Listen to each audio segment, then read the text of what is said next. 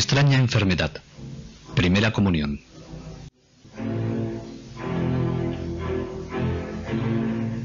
Nadie mejor que Teresa puede decirnos cómo vivió ella esta extraña enfermedad y cómo llegó hasta su alma la sonrisa de la Virgen.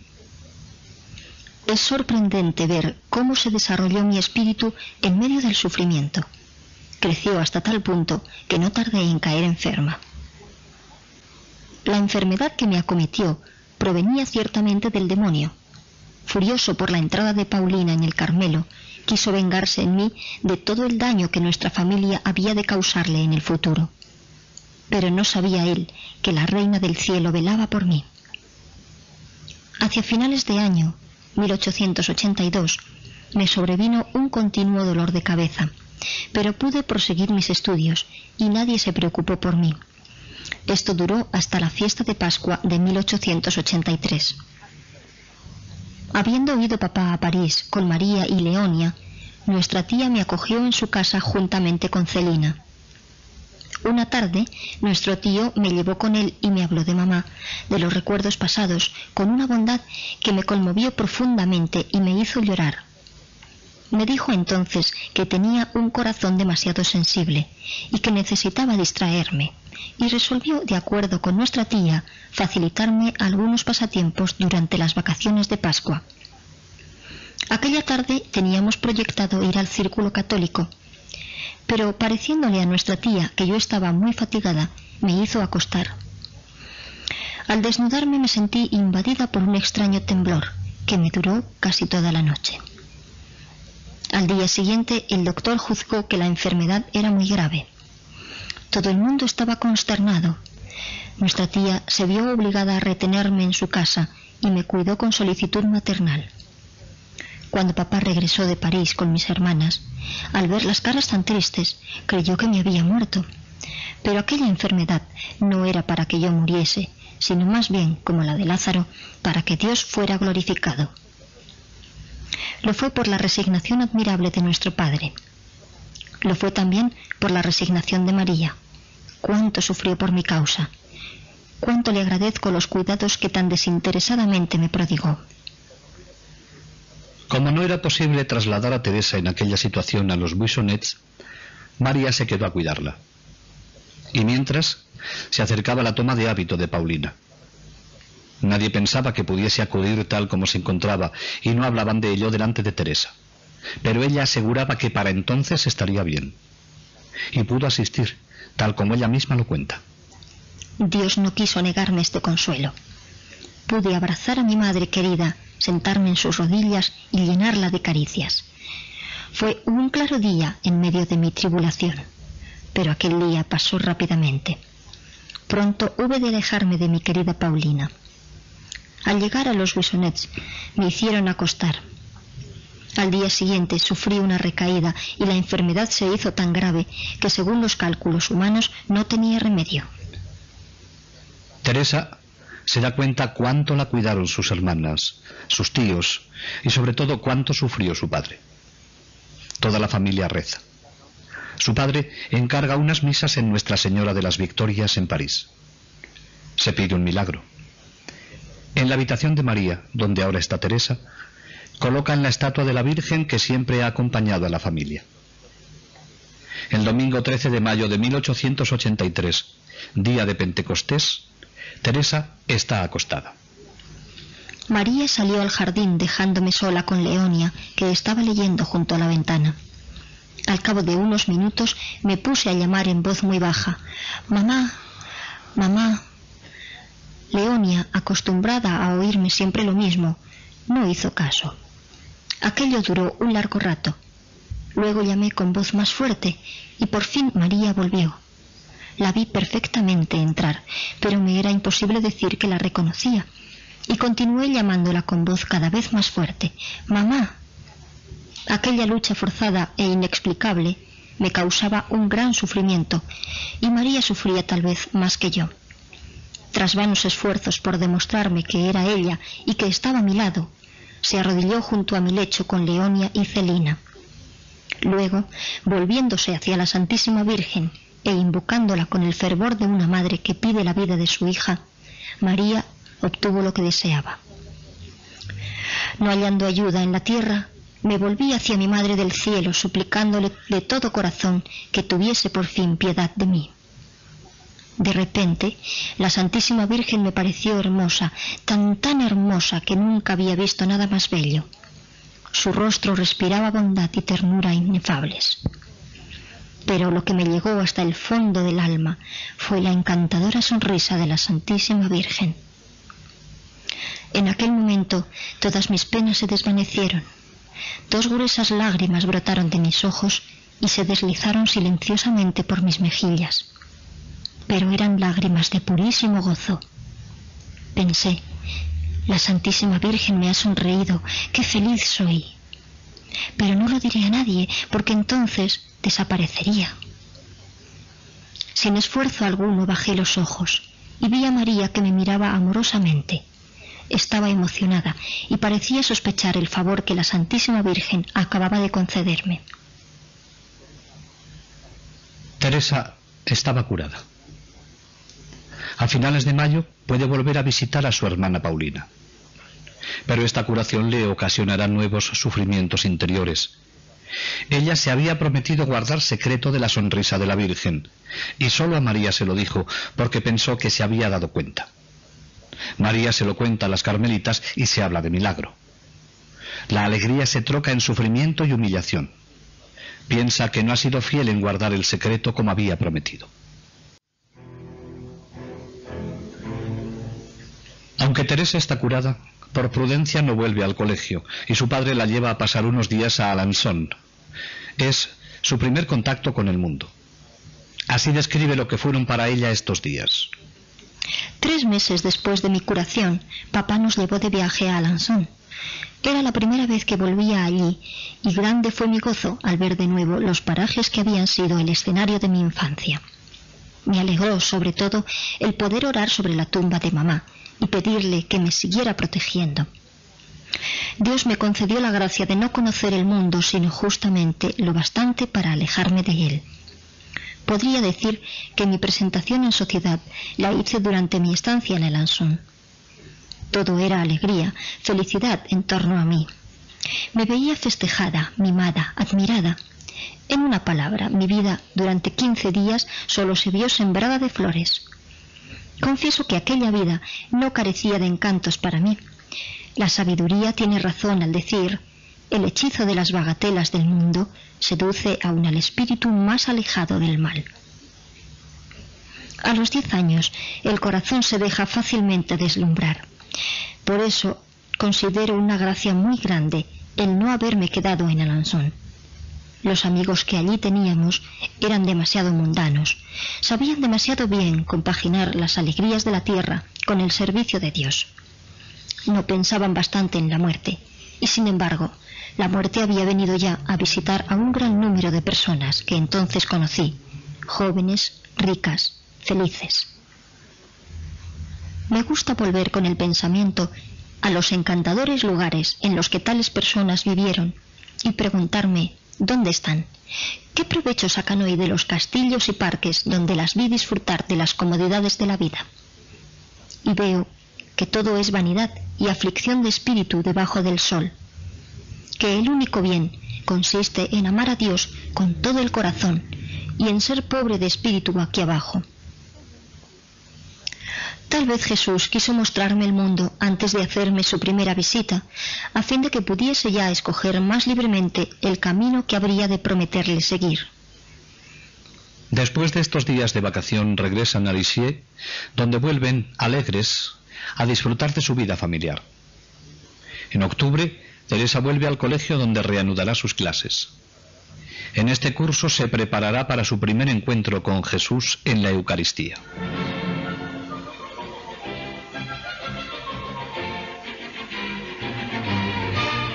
En 1884 Teresa va a vivir 2 acontecimientos importantes que marcarán su existencia.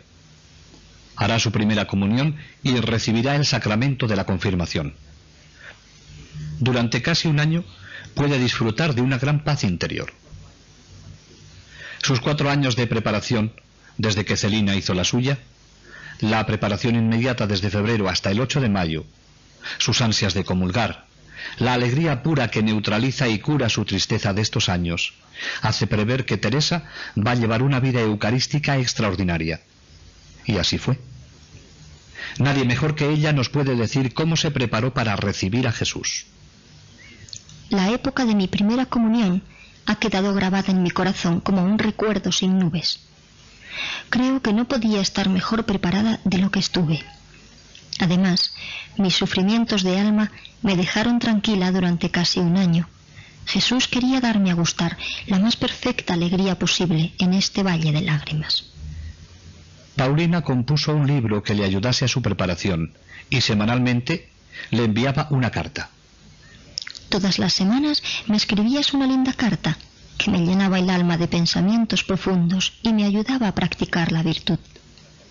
María sustituye a Paulina en su preparación. Yo me sentaba en sus rodillas y escuchaba ávidamente lo que me decía. Creo que todo su corazón tan grande, tan generoso, se volcaba en el mío. Así como los ilustres guerreros enseñan a sus hijos el oficio de las armas, así me hablaba ella de los combates de la vida, de la palma que se entrega a los vencedores. Me hablaba también de las riquezas inmortales que es fácil acumular cada día, de la desgracia que supone pasar junto a ellas sin querer tomarse el trabajo de extender la mano para cogerlas. Luego me indicaba el medio para llegar a ser santa por la fidelidad en las más pequeñas cosas. Me dio la hojita titulada El renunciamiento, cuya meditación era para mí una delicia. Los 3 meses de preparación pasaron rápidamente. Pronto llegó el momento de entrar en retiro y para ello me quedé interna en la abadía. Me resulta imposible dar a entender el dulce recuerdo que me dejó aquel retiro. La dicha inefable de aquellos pocos días pasados en espera de Jesús me compensó abundantemente de lo mucho que había sufrido en el colegio.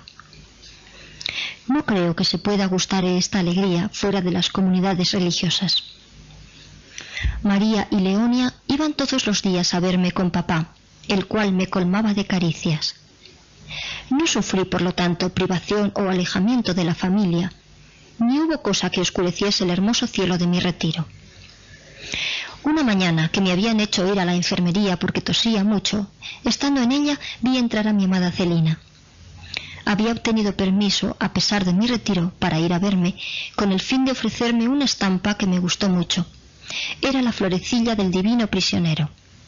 Qué dulce fue para mí recibir este recuerdo de manos de Celina. Cuántos pensamientos de amor me ha inspirado esta estampa. La víspera del gran día recibí la absolución por segunda vez. La confesión general me dejó en el alma una gran paz, y Dios no permitió que la más ligera nube viniera a turbarla. Por la tarde pedí perdón a toda la familia que fue a verme, pero no pude hablar más que el lenguaje de las lágrimas. Estaba demasiado emocionada. Paulina no estaba allí, pero yo la sentía espiritualmente muy cerca de mí. Me había mandado por medio de María una bonita estampa que no me cansaba de admirar. Paulina también estaba preparándose para su profesión, que haría el mismo día que Teresa su primera comunión. Las dos quedaron el 8 de mayo más íntimamente unidas que nunca, puesto que Jesús parecía fundirlas en una, inundándolas de sus gracias. El primer encuentro que va a tener con Cristo en el sacramento de la Eucaristía terminó en una verdadera fusión. Desde entonces, la Eucaristía ocupará el primer puesto en su vida. Por fin llegó el más hermoso de los días. Qué inefables recuerdos dejaron en mi alma los más pequeños detalles de esta jornada de cielo. Pero no quiero entrar en detalles. Hay cosas que pierden su perfume cuando se las expone al aire. Hay pensamientos del alma que no pueden traducirse al lenguaje de la tierra sin perder su sentido íntimo y celestial. Qué dulce fue el primer beso de Jesús a mi alma. Fue un beso de amor. Me sentía amada y decía a mi vez: os amo, me entrego a vos para siempre. No hubo ni peticiones, ni luchas, ni sacrificios. Desde hacía mucho tiempo, Jesús y la pobre Teresa se habían mirado y se habían comprendido. Aquel día no era ya una mirada, sino una fusión. Ya no eran dos. Teresa había desaparecido como la gota de agua que se pierde en el océano. Solo quedaba Jesús. Era el dueño, el rey. Era demasiado grande su alegría, demasiado profunda para poder contenerla. Deliciosas lágrimas la inundaron. Al verla llorar, algunas pensaron que estaría disgustada. Otras creyeron que era por no tener junto a sí a su madre o a su hermana Carmelita, a quien tanto amaba. Pero es ella quien nos contesta. No, la ausencia de mamá no me causaba pena en el día de mi primera comunión. ¿No estaba el cielo en mi alma? ¿No se había aposentado en él mamá desde hacía mucho tiempo? Pues bien, al recibir la visita de Jesús, recibía también la de mi madre querida, que me bendecía, gozosa, alegrándose de mi felicidad. Tampoco lloraba por la ausencia de Paulina. Ciertamente me hubiera gustado verla a mi lado, pero desde mucho tiempo atrás había ya aceptado el sacrificio. Aquel día solo el gozo henchía mi corazón. Me unía con la que irrevocablemente se unía a aquel que tan amorosamente se entregaba a mí. Por la tarde de ese día, es ella la encargada de pronunciar el acto de consagración a la Virgen. Me consagré a ella como una hija que se echa en los brazos de su madre, pidiéndole que vele por ella. Creo que la Santísima Virgen debió mirarme y sonreírme. Con su padre y hermanas fueron al Carmelo, donde vio a Paulina convertida en esposa de Jesús. Teresa experimenta una alegría sin amargura, como en otros tiempos cuando la visitaba. No fue insensible a la fiesta familiar que tuvo lugar en aquel atardecer de su primera comunión. Hace alusión a los regalos que le hacen, pero su alegría estaba llena de paz. El bonito reloj que me regaló papá me gustó muchísimo, pero mi alegría era serena y nada turbó mi íntima paz. Desde su segunda comunión es colocada por Jesús hostia sobre la cumbre que San Pablo descubriera en el momento de su más fecunda vida apostólica. Qué dulce recuerdo he conservado de esta segunda visita de Jesús. De nuevo corrieron lágrimas con inefable dulzura. Me repetía a mí misma sin cesar estas palabras de San Pablo. Ya no vivo yo, es Jesús quien vive en mí. Uno de los días que María le preparaba para la comunión, le habló del sufrimiento y le dijo que seguramente ella no andaría por este camino, sino que Dios la llevaría siempre en sus brazos. Pero Teresa, precisamente en una acción de gracias, adquiere la certeza de que el camino de su vida estará jalonado de numerosas cruces. Al día siguiente, después de la comunión, me volvieron al pensamiento las palabras de María. Sentí nacer en mi corazón un gran deseo de sufrir y, al mismo tiempo, la íntima convicción de que Jesús me tenía reservado un gran número de cruces. Me sentí inundada de tan grandes consuelos que los considero como una de las grandes gracias que he recibido en mi vida. El sufrimiento se convirtió para mí en sueño dorado. Adiviné los encantos que encerraba y estos, aun sin conocerlos todavía bien, me atraían fuertemente. Hasta entonces había sufrido sin amar el sufrimiento. Desde aquel día sentí por él un verdadero amor. Experimentaba también el deseo de no amar más que a Dios, de no hallar alegría fuera de él. Al ver cómo ansía Teresa el poder participar en la comunión, causa maravilla que una niña entendiese desde el primer momento y hasta tal grado el sentido divino de la comunión eucarística. Ella sabe que es una transformación del alma en Cristo por el amor. Claramente, el Espíritu de Dios guiaba su piedad eucarística. En adelante su vuelo hacia la Eucaristía no se detendrá. Pedía con interés la gracia de poder comulgar y suplicaba a los santos del cielo que le alcanzasen este favor. Una comunión suplementaria le hacía delirar de gozo. Teresa puede ser considerada para todo cristiano como modelo de vida eucarística. Había comprendido el sentido primordial de la Eucaristía en la vida cristiana. Veía en ella el medio por excelencia para realizar esta unión transformadora con Cristo que se consuma en el amor.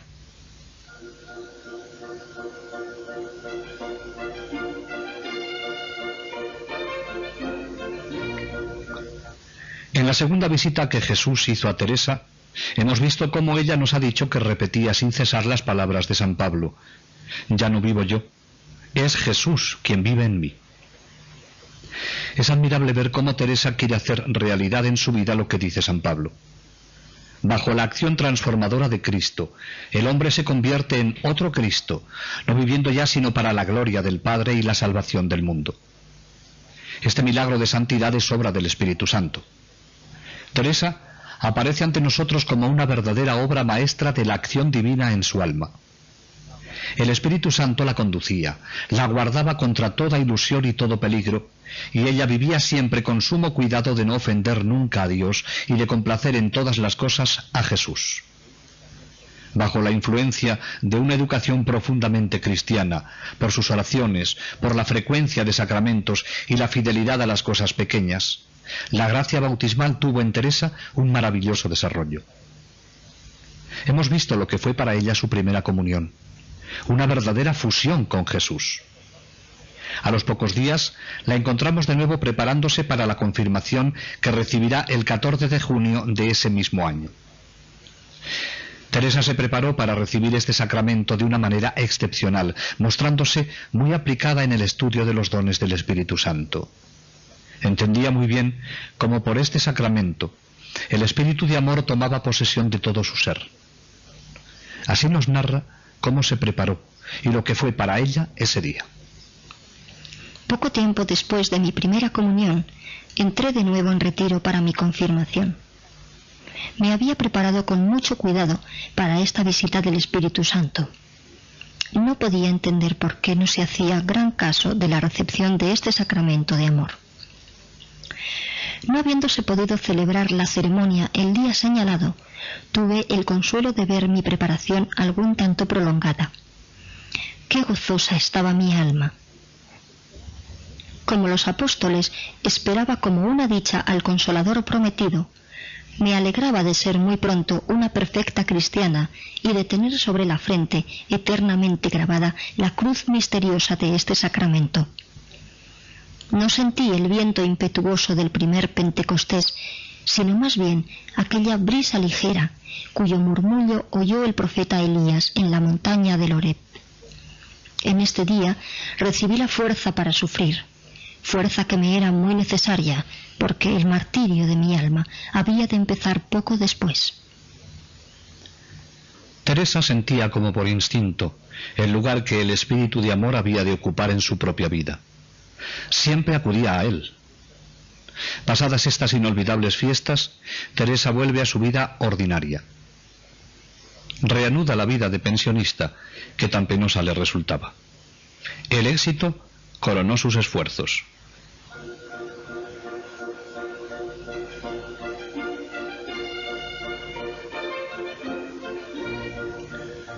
El año que siguió a su primera comunión se deslizó casi por completo sin penas interiores en el alma de Teresa. Pero durante el retiro como preparación para su comunión solemne al año de la primera, fue asaltada por el terrible sufrimiento de los escrúpulos. Ella nos dice lo que le supuso este tiempo. Es necesario haber pasado por este martirio para comprenderlo bien. Es indecible lo que sufrí durante año y medio. Todos mis pensamientos y mis acciones más sencillas se me convertían en motivo de turbación. Solo hallaba descanso contándoselo a María, lo cual me costaba mucho, pues me creía obligada a manifestar los extravagantes pensamientos que se me ocurrían acerca de ella misma. Tan pronto como depositaba en ella mi carga, disfrutaba por un momento de paz. Pero esta paz pasaba como un relámpago, y enseguida el martirio comenzaba de nuevo. Qué paciencia hubo de tener para escucharme sin dar muestras de cansancio. María se comportó con su hermana en esta situación como un verdadero director espiritual. Teresa le obedecía en todo con gran docilidad. Al terminar este año 1885, Celina, que había terminado sus estudios, se quedó definitivamente en casa. Teresa, obligada a volver sola al colegio, continúa sus estudios con una cierta facilidad. Tenía mucho éxito en mis estudios. Siempre era la primera. Mis mejores notas las tenía en historia y estilo. Todas mis maestras me consideraban una alumna inteligente. No era lo mismo en casa de mi tío, donde pasaba por una pequeña ignorante buena y dulce, pero que era incapaz y torpe. Solo hasta marzo de 1886 permaneció en la abadía. Su salud volvió a preocupar a su padre. Es Teresa misma la que nos dice: el único atractivo que me retenía en el internado era el de vivir con mi inseparable Celina. Sin ella me fue imposible seguir allí. Salí pues de la abadía a la edad de 13 años y continué mi educación recibiendo varias lecciones por semana en casa de la señora de Papineau. Nuevas separaciones serán motivo de sufrimiento para Teresa. En agosto de 1886 se entera que María, que entonces tiene 26 años, también quiere entrar en el Carmelo, algo que también ella desea. Después de la marcha de Paulina, este supone otro desgarrón para Teresa y renueva las mismas manifestaciones de cariño que tuvo con Paulina. ¿Cuántos actos de paciencia la hice practicar? Cada vez que pasaba por delante de su habitación, me ponía a llamar a la puerta hasta que me abría. Y entonces la abrazaba y besaba con todo mi corazón. Quería hacer acopio de abrazos y besos para cuando me viese privada de ellos. Un mes antes de su entrada en el Carmelo, papá nos llevó a Alençon, pero este viaje estuvo muy lejos de parecerse al primero. Todo fue para mí tristeza y amargura. Lloré lo indecible ante la tumba de mamá, porque me había olvidado de llevar un ramillete de acianos que había cogido para ella. Y es también ahora cuando Leonia, que acaba de cumplir 23 años, ingresa el 7 de octubre en las Clarisas de Alençon. Pero el ensayo no duró más que 2 meses a causa de su frágil salud. A los pocos días, el 15 de octubre, ingresa María en el Carmelo de Lisieux. De la alegre y numerosa familia de los Buissonets no quedaban ya más que las 2 últimas hijas que desean seguir el mismo camino, pero tendrán que esperar. Las 2 pequeñas se quedan con su padre. Celina, que ya tiene 17 años y medio, se hace cargo de la casa. Con la marcha de María, Teresa se queda sin la que hasta entonces fue una ayuda tan valiosa en la prueba de los escrúpulos que todavía no ha superado. No encontrando ayuda en la tierra, dirigió sus ojos al cielo. Me dirigí a los 4 angelitos que nos habían precedido allá arriba, pues pensaba que estas almas inocentes, no habiendo conocido nunca ni las turbaciones ni el miedo, habrían de tener compasión de su hermanita que sufría tanto. Les hablé con la sencillez de una niña, haciéndoles notar que siendo yo la última de la familia, había sido siempre la más amada, la más colmada de ternuras por parte de mis hermanas, y que si ellos hubieran permanecido en la tierra, también me habrían dado pruebas de su cariño. Su ida al cielo no me parecía razón suficiente para olvidarse de mí. Al contrario, hallándose en situación de disponer de los tesoros divinos, debían coger de ellos la paz para mí, y mostrarme con eso que también en el cielo se sabe amar. La respuesta no se hizo esperar. Pronto la paz inundó mi alma y comprendí que si era amada en la tierra, también lo era en el cielo.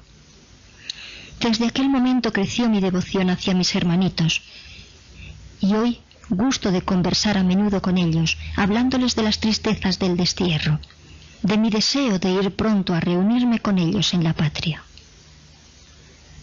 A finales de octubre, Teresa se ve libre de los escrúpulos. Sus hermanos en el cielo han sido eficaces intercesores, pero su sensibilidad era todavía excesiva. Pronto el Señor la visitará con una nueva gracia.